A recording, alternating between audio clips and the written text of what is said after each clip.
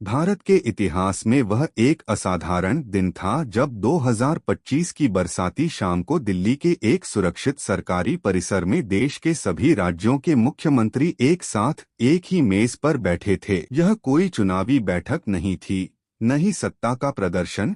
यह बैठक भारत को भीतर से सुरक्षित रखने की चिंता से जन्मी थी। प्रधानमंत्री नरेंद्र मोदी ने बैठक की शुरुआत करते हुए कहा कि भारत की असली ताकत उसकी विविधता है और अगर इसी विविधता को डर और नफरत में बदल दिया गया तो देश की नींव कमजोर हो जाएगी। उन्होंने साफ शब्दों में कहा कि प्रधानमंत्री के रूप में उनकी जिम्मेदारी सिर्फ शासन चलाने की नहीं बल्कि हर हिंदू, हर मुस्लिम, हर सिख, हर ईसाई और हर भारतीय को यह भरोसा देने की है कि यह देश उसका है और सुरक्षित है। गृह मंत्री अमित शाह ने तुरंत देश भर से आई रिपोर्टें सामने रखीं और बताया कि कैसे अलग अलग राज्यों में एक ही झूठी वीडियो को अलग अलग कैप्शन के साथ फैलाया गया, कहीं मंदिर का नाम जोड़कर, कहीं मस्जिद का, और हर जगह पाकिस्तान का नाम डालकर लोगों के दिमाग में डर और गुस्सा भरने की कोशिश की गई। उन्होंने कहा कि यह लड़ाई केवल कानून से नहीं जीती जा सकती क्योंकि अगर भरोसा टूट जाए तो कानून भी बोझ बन जाता है। पश्चिम बंगाल की मुख्यमंत्री ममता बनर्जी भावुक लेकिन दृढ़ आवाज में बोली कि उनके राज्य में हिंदू और मुस्लिम पीढ़ियों से साथ रहते आए हैं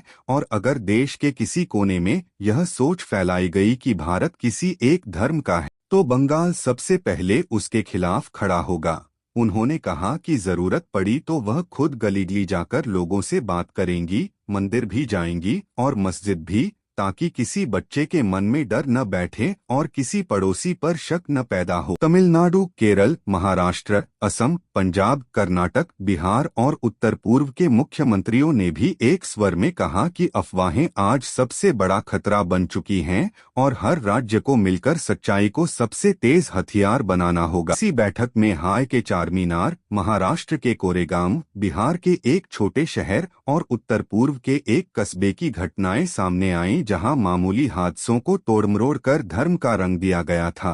कहीं जर्जर छत से गिरी ईंट को पथराव कहा गया, कहीं हवा में उड़े टीन को साजिश बताया गया और कुछ ही घंटों में मोहल्लों में जहर घोलने की कोशिश की गई। लेकिन उन्हीं जगहों से उम्मीद की तस्वीरें भी आईं जहां इमाम और पुजारी एक साथ कैमरे के सामने खड़े होकर बोले कि यह हादसा है न कि साजिश, जहां गुरुद्वारे के लाउडस्पीकर से शांति की अपील हुई और जहां स्कूल के बच्चों ने तख्तियां उठाकर लिखा कि पहले हम इंसान हैं फिर हमारी पहचान। बैठक के अंत में बिना किसी प्रेस कॉन्फ्रेंस और बिना किसी लिखित बयान के एक साझा निर्णय लिया गया कि हर राज्य में तुरंत अफवाह जांच तंत्र बनेगा। मंदिर, मस्जिद, गिरजाघर और गुरुद्वारे मिलकर शांति समितियां बनाएंगे।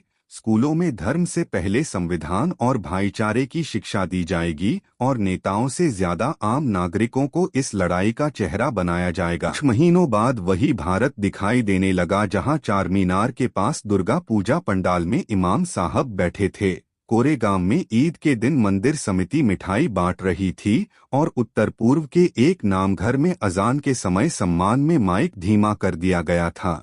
यह सब टीवी की बड़ी खबर नहीं बना, नहीं सोशल मीडिया पर ट्रेंड हुआ। अगर ये कहानी आपके दिल को जरा सा भी छू गई हो, अगर इस भारत की सच्ची तस्वीर आपको अपनी लगी हो, तो हमारे चैनल को लाइक और सब्सक्राइब जरूर करें।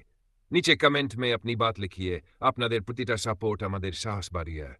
आपका साथ रहा तो इस कहानी का पार्ट 2 मैं बहुत जल्दी लेकर आऊंगा।